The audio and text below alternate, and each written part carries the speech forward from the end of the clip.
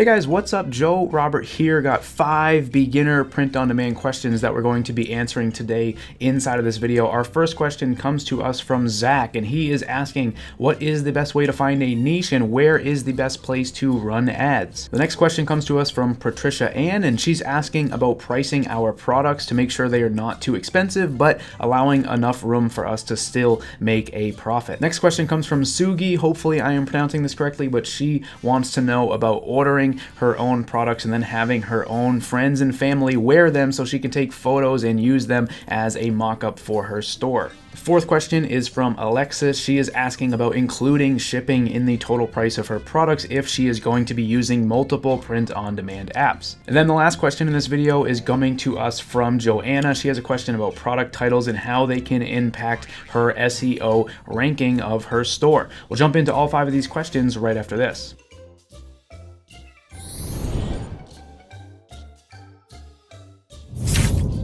Alright guys, what's up? Joe Robert here, founder of PODninjas.com. You are now entering a guru-free zone. I help people start, grow, and scale print-on-demand businesses on Shopify, and today we have episode 1 of a brand new series here on my channel where we're going to be answering 5 questions from beginners inside of my Facebook group. Every single Monday I make this post right here. This series here on the channel will be a weekly series where I'm going to be picking 5 questions from this post. So if you guys are inside of my group, or if you're not inside the group and you want to join and you have a question, you can drop it on that post and then you might have it answered on a future video here inside of this series. So like I said, our first question comes to us from Zach. He says, what is the best way to find a profitable niche and where is the best place to put ads? Now, I'll answer the second part of the question first. Where should you be putting ads? Now, I happen to believe that the best place to run ads is on Facebook. Obviously, you can run ads on Instagram at the same time, but I believe that Facebook has the best ads platform. Obviously, you could explore Pinterest or Google, but I think that the targeting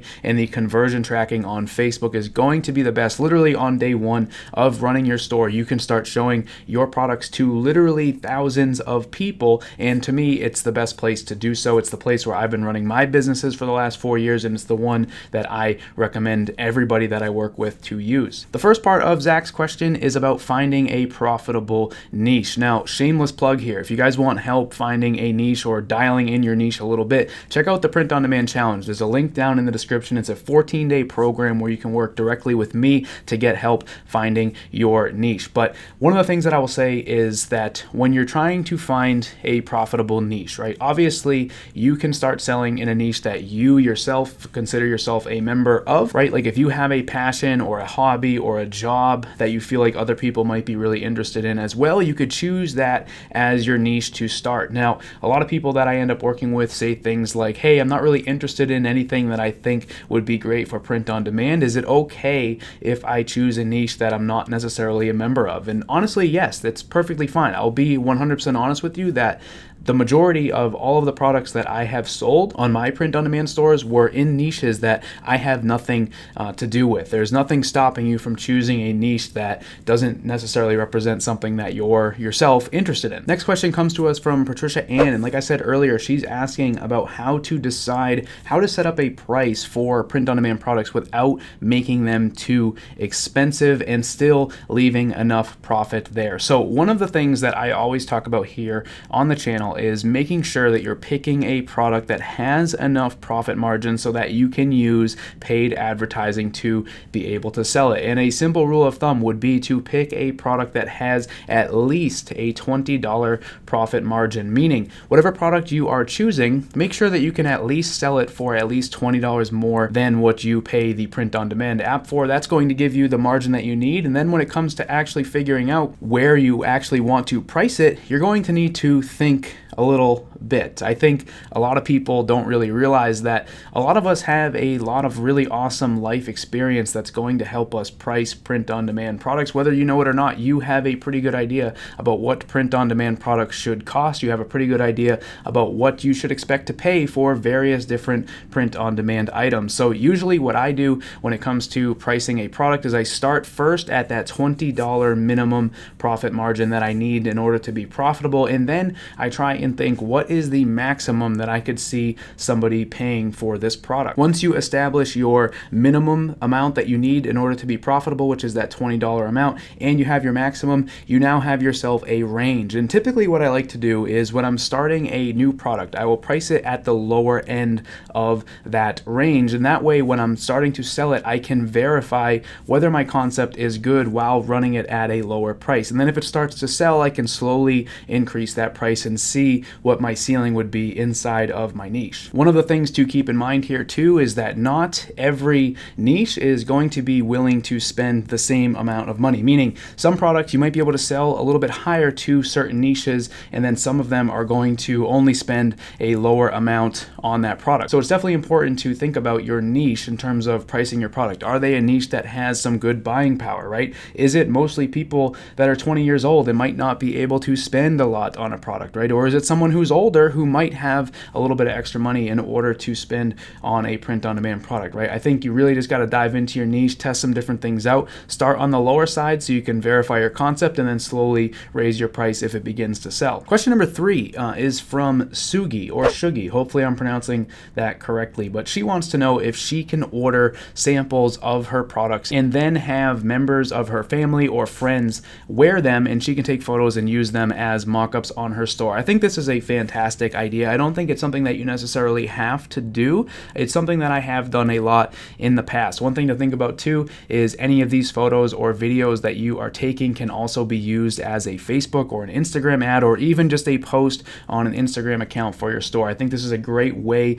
to show your customers a better view of the product. Obviously, a real photo of something is going to perform better than a mock-up. So yes, I think this is something you can definitely do, but like I said earlier too, it's not something that you have to do. If you don't have the money to order samples of your stuff, you definitely don't have to, but if you do, something like this definitely would not hurt. Now, question number 4 is from Alexis, and she is asking about bundling the shipping price into a product price when using multiple print-on-demand apps. And in order to truly answer this question, I want to sort of explain the reason why a question like this would be asked, right? Because if you're using multiple print-on-demand apps, right, and someone comes to your store and they buy 2 different products and they're coming from different print-on-demand apps, you're going to have 2 separate shipping charges charged to you through the print-on-demand app, which is going to get quite expensive. And if you are not including that in your pricing of your products, you could end up spending way too much on shipping, and then in the end you might not be as profitable as you could. So Alexis, I do think this is a good idea. One of the things that I definitely try to do on my stores is try to condense things as much as possible and try to use one print-on-demand app. If you actually have to use more than one, then yes, this is a good strategy. You could also do something on your store where you're offering the customer free shipping over a certain amount. That way, if they spend $75 on the store or $100 on the store, they're getting free shipping, and you're not going to have to worry about trying to figure out, how much to charge them. But like I said, try to keep it simple. Maybe try to get down to one app. If you have to use more than one, maybe 2 or 3 at the most, so that way you're not getting too confused about shipping and things like that. Really just try to keep it simple. That's really what's worked best for me. Now, our last question is from Joanna, and she is asking about SEO, which is search engine optimization. If you guys have no idea what I'm talking about, basically, if someone goes on to Google, the idea would be if you optimize your store for SEO, that as they are searching for different things on Google, your store would come up. And I see a lot of beginners that are asking questions like this, and honestly, SEO is much bigger than just a product title. In order to truly take advantage of any SEO benefits, you would need to put a ton of effort into making sure that there were tags on the codes of your store, trying to go out and get backlinks, which are basically other websites on the internet that are linking to your store. Google takes a whole bunch of different things into consideration when it comes to choosing how to rank sites on Google. It has a lot more to do with product titles. Honestly, as a beginner, I would just name your product something short and sweet. Try to not make it too long. Definitely include the niche in your product title, but in terms of SEO being a great strategy in general for print on demand, I definitely don't think it is. I honestly have never done anything for SEO with my stores in the past, and I don't think as a beginner that you should either. So there you have it, folks. There's all 5 questions from this post here inside of the POD Ninjas group. If you guys are not a member, make sure to check it out. The link is down inside of the description. I'll be picking 5 questions every single single week to answer here on a video like this here on the YouTube channel. If you guys like this series, drop a like on it. Also too, if you want to ask a question here on this video, I will also be going through comments on these videos to pick questions for future videos of this series. So thank you guys for watching. See you guys in the next video.